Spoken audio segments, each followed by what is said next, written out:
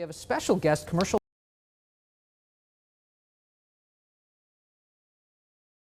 Good morning.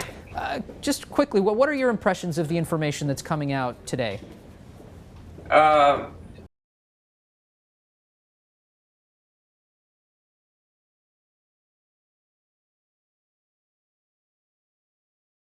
the time, flew in and out of San Francisco last Wednesday, as a matter of fact. But you've got to look at the big picture here. The crew just flew over 10 hours, so they were obviously tired. Sometime when the weather conditions are clear like that, you can get in a sense of complacency compared to if it's real foggy, where you've really got to be on your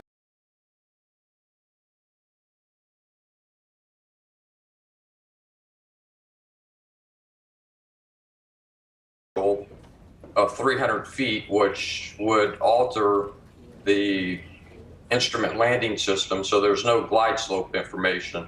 John, that is not what we're used to flying. John, let me jump in. Let's talk a little bit about that runway.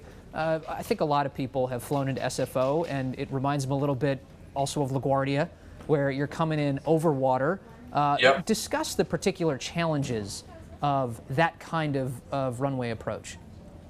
Well, that in itself with the water is not a challenge. Now, LaGuardia, there's the runways are much shorter, so there's less margin for error. So, if you will, the pucker factor is a little higher flying into LaGuardia than San Francisco. San Francisco, the runways are over 10,000 feet long.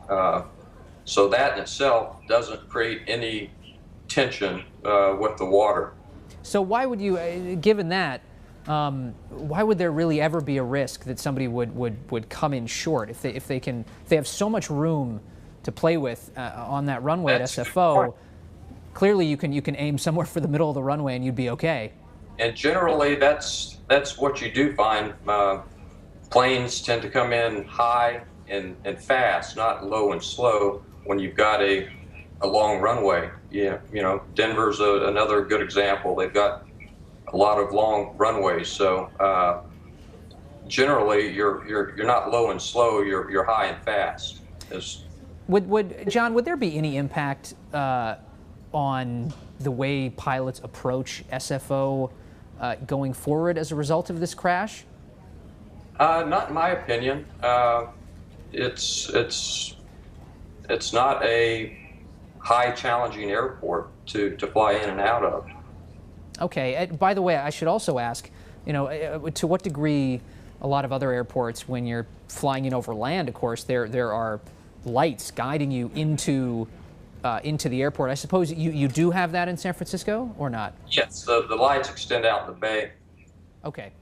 Okay. Yeah. Can you help us? One thing that's interesting here is that, up until, I guess, yesterday, we've had a remarkable safety track record in air travel in the United States. I think the last crash was a Buffalo Niagara crash that killed 50 in 2009.